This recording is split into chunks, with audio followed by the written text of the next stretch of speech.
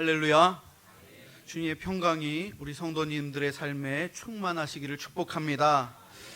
지난주 우리는 나면서 못 걷게 된 이가 나사렛 예수 그리스도의 이름으로 일어나 걷고 뛰며 하나님을 찬미하며 성전으로 들어가는 영광스러운 장면을 함께 보았습니다. 기적은 일어났고 성전 민문 앞은 소동으로 가득 찼습니다.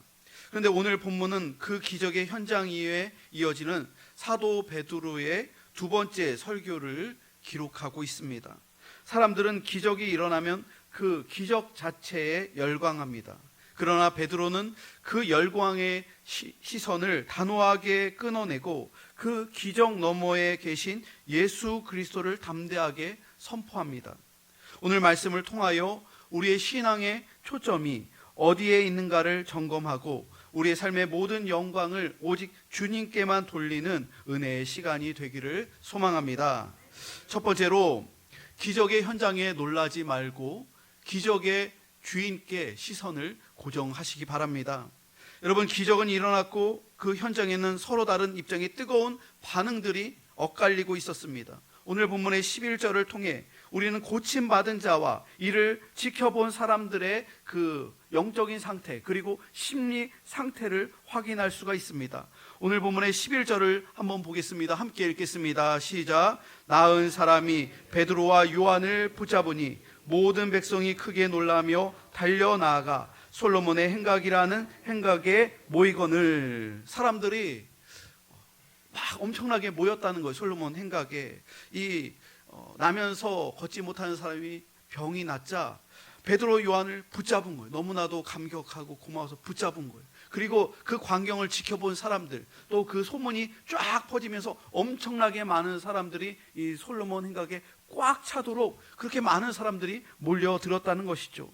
첫 번째로 고침받은 사람의 반응입니다. 그는 나사렛 예수의 이름으로 일어나 걷고 뛰며 하나님을 찬송하며 처음으로 성전으로 들어갔습니다. 항상 성전 바깥에서 무릎 꿇고 구걸하던 사람이 처음으로 그 성전 안으로 들어갈 수가 있었던 거예요. 그리고 그 감격이 얼마나 기뻤던지 그가 걷고 또 걸으면서 신기하니까 한번 팔짝팔짝 뛰어보는 거예요. 그러니까 뛸 수가 있는 거예요. 달릴 수도 있는 거예요. 그 기적을 경험하면서 이 사람이 정신을 차리고 보니까 자기를 고쳐준 두 사람, 베드로와 요한이 생각나서 그분들이 다른 데 갈까봐 가서 바로 꽉 붙잡았다는 거예요. 여러분, 왜 이 사람이 베드로와 요한을 붙잡았을까요? 아마도 그의 마음의 상태는 정말로 뜨거운 감사와 또 본능적인 두려움이 함께 교차했을 겁니다. 혹시 이 기적이 꿈은 아닐까? 이분들이 돌아가고 나면 다시 예전처럼 내가 다리에 힘을 잃고 또다시 주저앉아서 다시는 못 걷게 되는 건 아닐까? 일시적인 현상은 아닐까? 여러 가지의 이 감사와 기쁨과 감격과 또 무서움과 두려움이 교차했을 거예요. 그래서 그분들을 꼭 붙잡은 거예요. 그는 자신을 일으켜 세운 이 통로를 생명줄처럼, 마치 베드로와 요한을 놓치면 안 될 것처럼 생명줄처럼 붙잡았다는 거예요. 기적을 베풀어 주신 분은 예수님이셨지만 그는 베드로와 요한이 그렇게 한 줄 알고 너무 고마워서 그들을 필사적으로 놓치지 않으려는 마음으로 굳게 지금 붙잡았다는 것이죠. 두 번째로 목격한 사람들의 반응입니다. 그 광경을 목격한 사람들은 크게 놀라며 솔로몬 행각으로 더 많은 사람들이 몰려들었습니다. 하나님의 기적은 세상 사람들에게 놀라움과 충격을 가져다 줍니다. 사람들은 믿을 수도 또 있을 수도 없는 이 일을 나면서부터 걷지 못하는 이 사람이 걷고 뛰는 모습을 보며 놀라워했습니다. 여러분, 여기서 우리는 중요한 적용점을 한 가지 발견하게 됩니다. 예수 믿는 사람은 주위 사람들에게 거룩한 충격을 줄 수 있어야 된다는 거예요. 여러분, 가족이나 이웃이나 친구들에게 저 사람이 요즘 뭔가 달라졌어, 저 사람이 요즘 완전히 새 사람이 되었어 라는 말을 한 번쯤은 우리가 신앙생활하면서 들어봐야 합니다. 저도요, 신앙생활하면서 이런 이야기를 종종 들었어요. 그리고 제가 신학을 결단하면서 신학교를 준비하는 가운데도 그런 이야기를 들었어요. 주변 사람들로부터 이런 이야기를 많이 들었고, 심지어 교회에 다니지 않는 사람도 저에게 당신은 그 길을 가는 것이 맞는 것 같습니다, 그런 얘기를 들었어요. 교회를 전혀 안 다니는데도 제 모습을 보고, 변화된 모습을 보고, 삶의 태도를 보고, 또 신학교 준비하기에 공부하는 모습을 보면서 당신은 그 길로 가는 게 딱 어울리는 것 같아요, 그런 이야기를 들었어요. 여러분, 우리가 예수 믿으면서 세상과는 구별된 새로운 삶의 태도를 보여주어야 한다는 것이죠. 만일 주위 사람들이 나를 보고 저 사람은 너무 정상이야 라고 한다면, 여러분, 우리 신앙에 있어서 무언가 문제가 있는 것인지도 모릅니다. 세상 사람들이 봤을 때 예수 믿는 사람은 좀 정상이 아닌 것처럼 느껴져야 된다는 거예요. 세상 사람들은 자기 이익을 차리고 또 세상적인 것만 생각하고 돈만 생각하고 그러는데, 교회 오면 목사님이 설교하는 설교 내용을 들어보면 믿음이 없는 사람은 왜 저런 말을 하는지 이해가 안 가는 거죠. 어려운 거죠.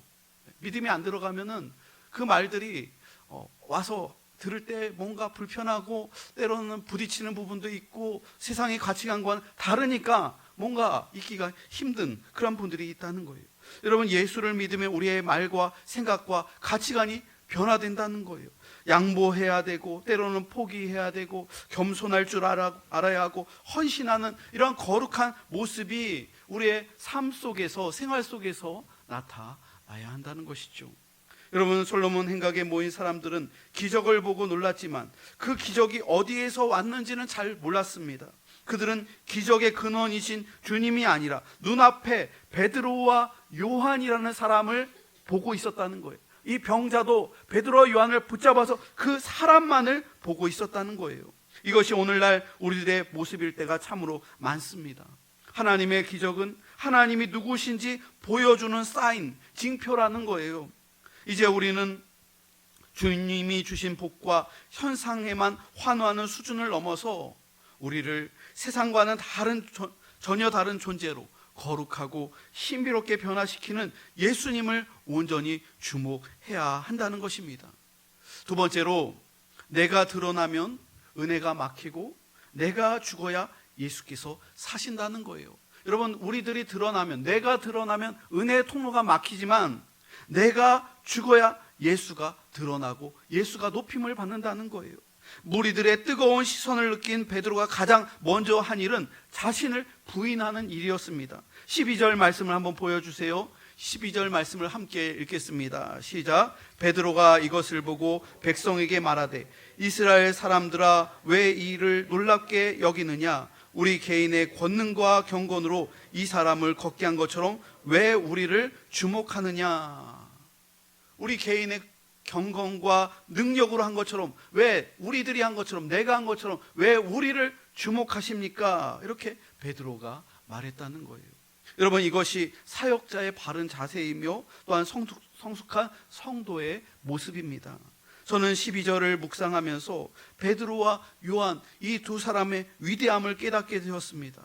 사람들의 시선이 자신들에게 집중되자 베드로와 요한은 능력이 자신들에게 나온 것처럼 사람들이 착각하고 있었다는 것을 깨닫게 되었습니다. 여러분, 대부분의 사람들은 이러한 때에 어떻게 행동할까요?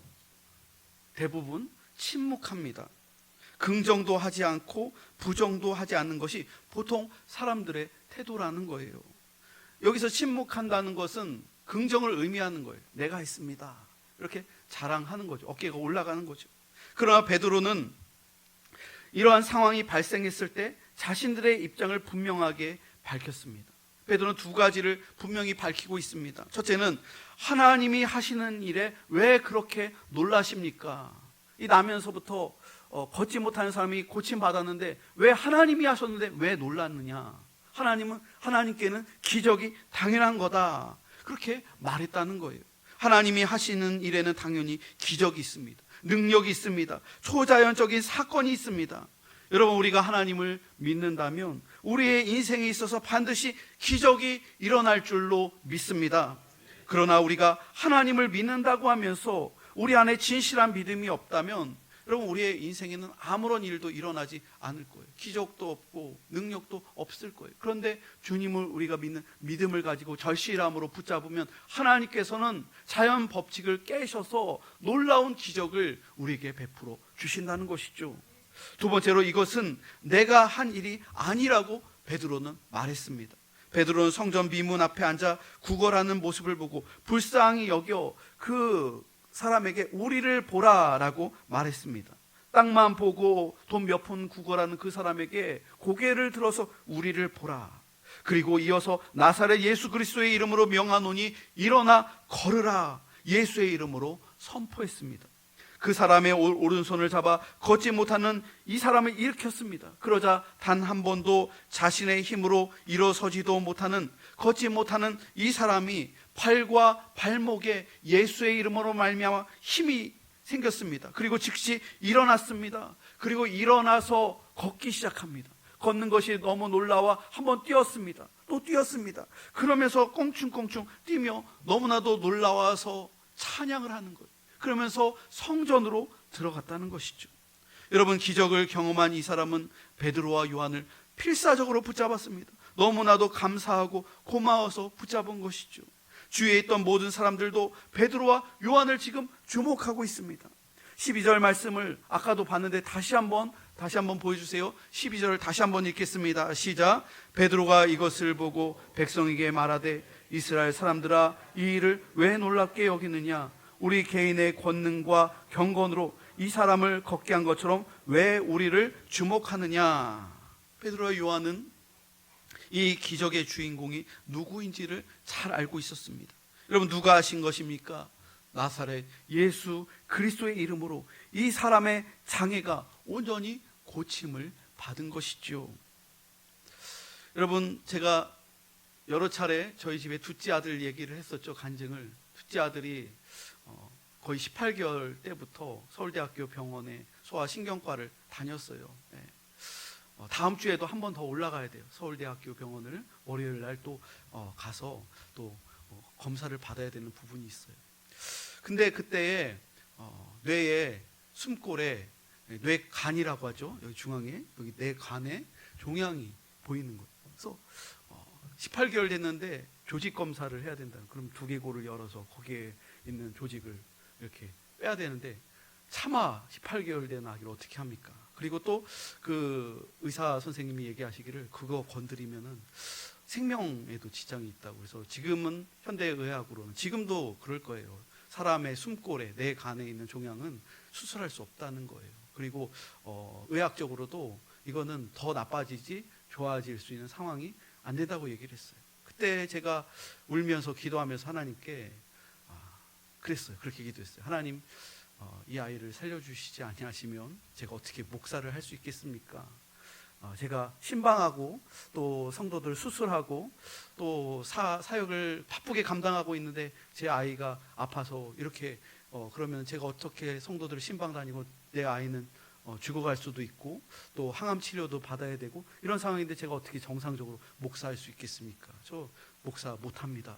이 아이 고쳐주시지 않으면 저 못합니다. 그렇게 기도했어요. 그리고 제 아이가 고침을 받지 않으면 어떻게 성도들을 위해서 제가 치유를 기도하고 어떻게 사역할 수 있겠습니까? 그렇게 기도했어요. 그런데 하나님께서 놀라운 기적을 일으키셔서 이 아이의 그 숨골에 있었던 종양이 2달에 한 번씩 계속 MRI 촬영하고 그랬고 거의 한 10살 하여튼 4학년 5학년까지 MRI 촬영을 계속 추적 MRI 촬영을 서울대 가서 계속했어요. 근데 그때 갈 때마다 그 교수님이 얘기할 때 놀라는 거예요.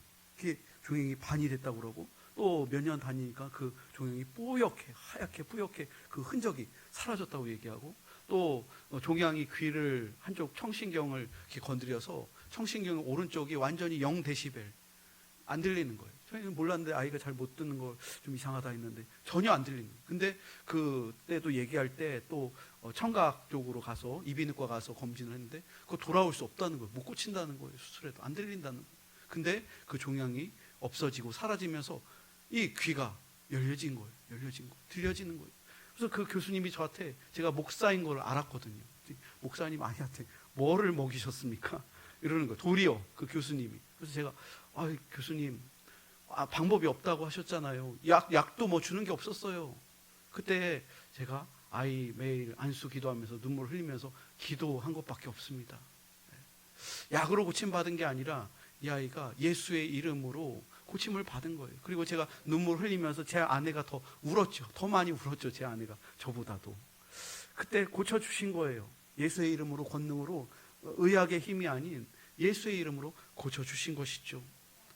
우리 성도님들도 이런 기적을 경험하신 분들이 있어요. 그런 간증들을 하시는 분들이 있죠. 사도행전 14장 말씀을 보면은 이와 유사한 기적, 오늘 본문의 유사한 기적이 또 나옵니다. 이번엔 사도 바울이 1차 선교 여행 때 루스드라라는 지역에서 일어난 일인데, 여기도 한 번도 걷지 못하는, 나면서부터 걷지 못하는 이 장애인을 사도 바울이 만났습니다. 그리고 그 사람을 고쳐주는 거예요. 이 말씀을 함께 읽어보겠습니다. 돌아가면서 제가 8절 읽으면 한 절씩 저와 교독하도록 하겠습니다.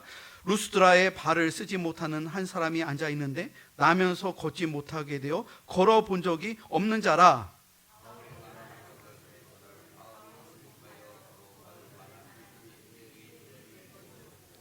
큰 소리로 이르되 내 발로 바로 일어서라 하니 그 사람이 일어나 걷는지라.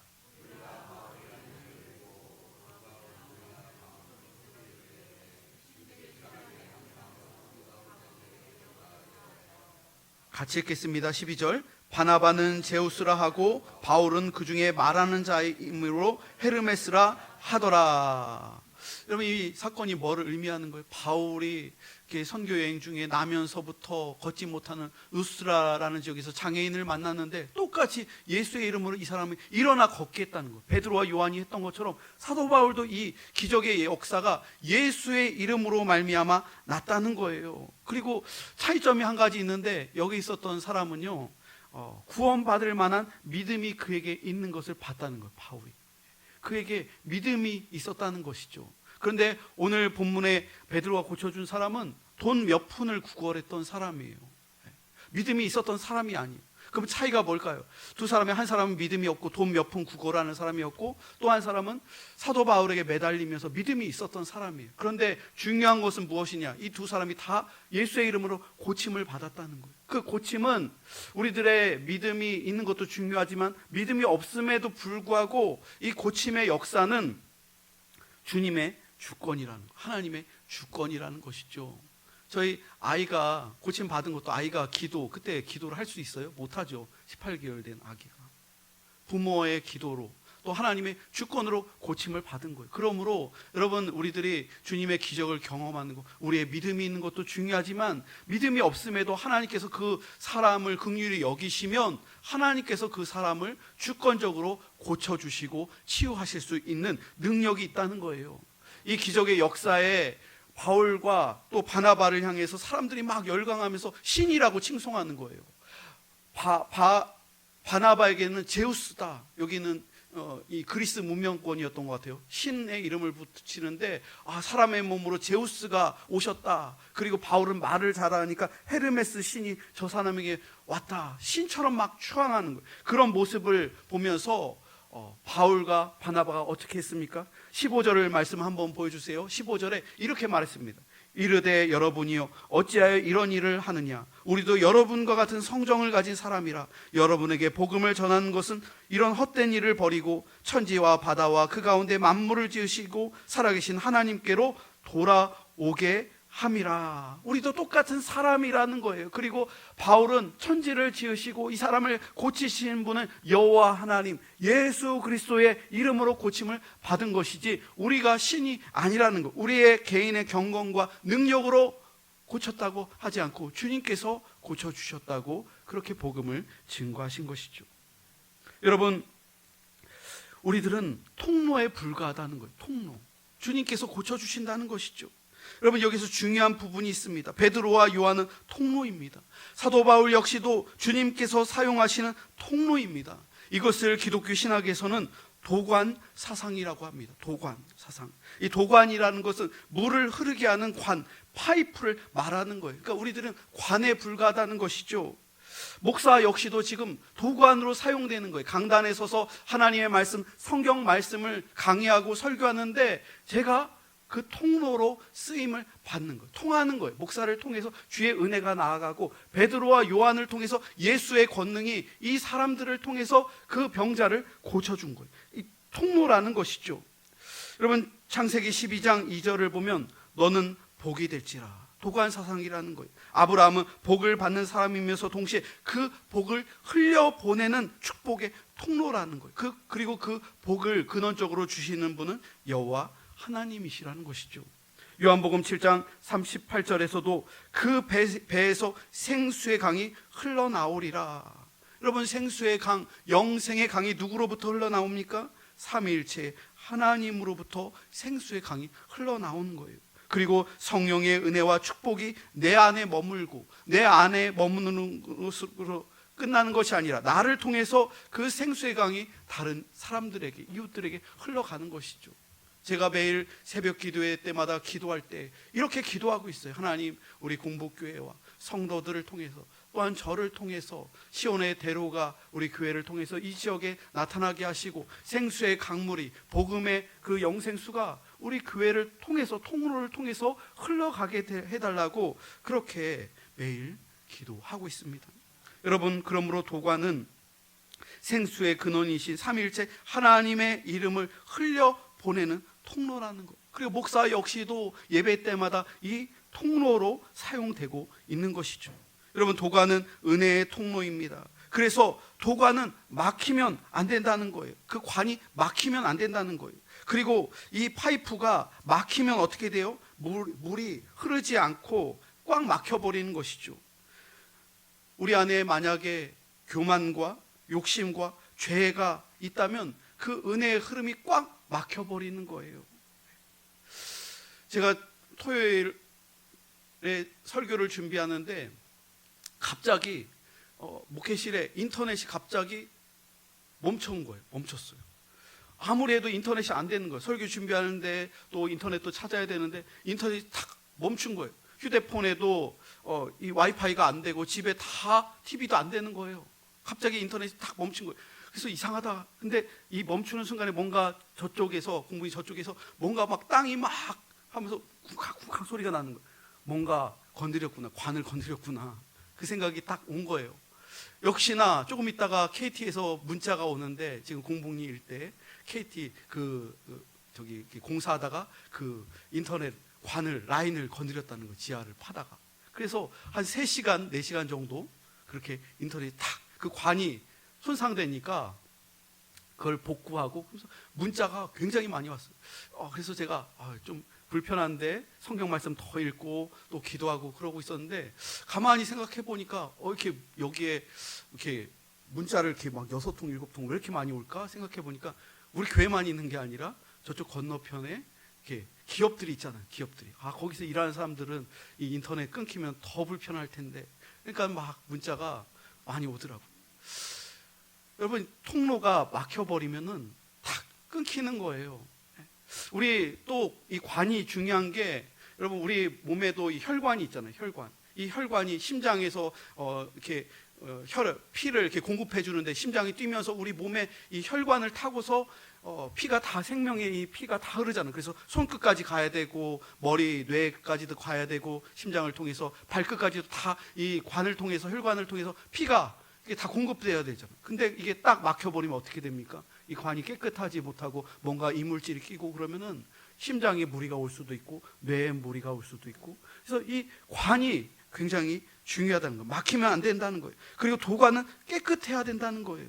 도관이 더러우면 물도 오염된다는 거예요. 그래서 여러분, 성도들의 거룩과 순종이 중요한 거예요. 또 목회자 역시도 마찬가지. 이 관이 더러워지거나 이 관이 막히게 되면 하나님의 은혜의 통로가 교회에 전달될 수가 없다는 거예요. 흘러가야 된다는 것이죠.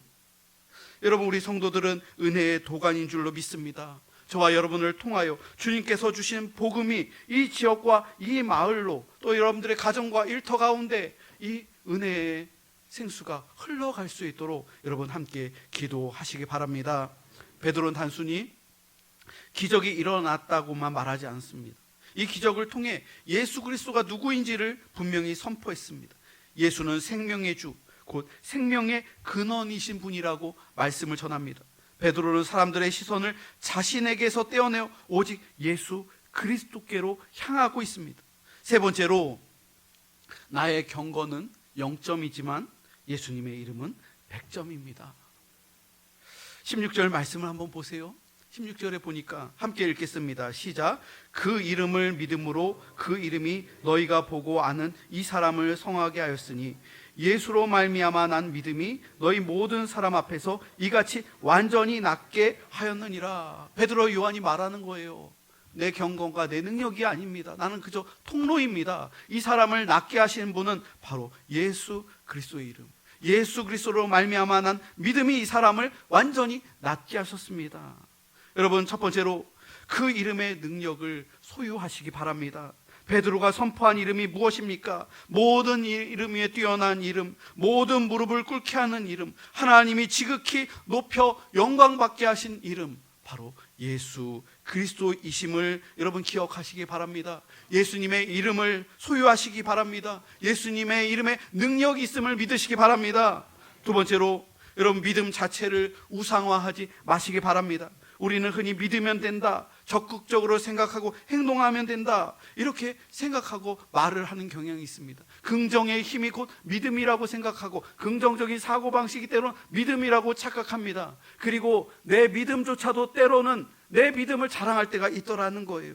여러분, 믿음이라는 행위 자체가 우리를 구원해 주는 게 아니에요. 믿음 자체를 우상화하면 안 된다는 거예요. 그 믿음의 대상이신 예수 그리스도를 우리가 믿는 것이지 내 믿음이 아니라 바로 그리스도 예수를 믿는 믿음이라는 거예요. 세 번째로, 나로부터 난 믿음이 아니라 예수로부터 난 믿음이어야 한다는 거예요. 여러분, 나로부터 난 믿음은 율법이 되는 거예요. 예수로부터 난 믿음이어야 된다는 것이죠. 중요한 것은 그 믿음이 누구로부터 비롯되었느냐, 이것을 우리가 깨달아야 한다는 거예요. 사랑하는 성도 여러분, 오늘 본문을 통해 우리는 한 가지 중요한 질문 앞에 서게 됩니다. 우리의 시선은 지금 어디를 향하고 있습니까? 사람들은 언제나 눈에 보이는 사람, 능력 있는 사람, 특별한 경험을 한 사람을 주목합니다. 그러나 베드로는 그 시선을 단호하게 끊어냈습니다. 왜 우리를 주목하십니까? 이것이 우리의 개인의 권능과 경건으로 된 것처럼 생각하지 마십시오. 그리고 사람들의 시선을 오직 예수께로 돌리고 있습니다. 사랑하는 성도 여러분, 이것이 교회의 본질입니다. 교회는 사람을 드러내는 곳이 아닙니다. 목사를 드러내는 곳이 아닙니다. 교회는 오직 예수 그리스도를 드러내는 공동체여야 합니다. 여러분, 우리도 마찬가지입니다. 하나님이 우리를 사용하실 때 우리는 반드시 기억해야 합니다. 이것은 내 능력이 아닙니다. 나의 경건은 0점이지만 예수님의 이름은 100점입니다. 나는 단지 하나님의 은혜가 흐르는 통로일 뿐입니다. 그리고 모든 영광을 주님께 돌려야 한다는 것입니다. 오늘 베드로가 말한 것처럼 이 사람을 온전히 낫게 한 것은 예수로 말미암아 난 믿음이었습니다. 여러분, 믿음의 능력은 믿음의 크기에 있는 것이 아닙니다. 믿음의 능력은 믿음의 대상에 달려있다는 것입니다. 우리가 붙들어야 할 것은 큰 믿음이 아니라 위대하신 이름 예수 그리스도를 우리가 믿고 붙잡으면 된다는 것입니다. 사랑하는 공복교회 성도 여러분, 기적보다 더 중요한 것은 예수 그리스도입니다. 능력보다 더 중요한 것은 예수 그리스도의 이름입니다. 사람보다 더 중요한 것은 예수 그리스도 그분 자신입니다. 그러므로 우리의 시선이 사람에게 머무르지 말고, 능력에만 머무르지 말고, 현상에만 머무르지 말고 오직 예수 그리스도께 고정되기를 주님의 이름으로 축원합니다. 그 이름을 믿으시기 바랍니다. 그 이름을 의지하시기 바랍니다. 그 이름을 붙드시기 바랍니다. 그때 주님은 오늘도 우리의 삶 가운데 예수님의 살아계심을 우리의 삶 속에서 증명하시고 나타낼 줄로 믿으시기 바랍니다.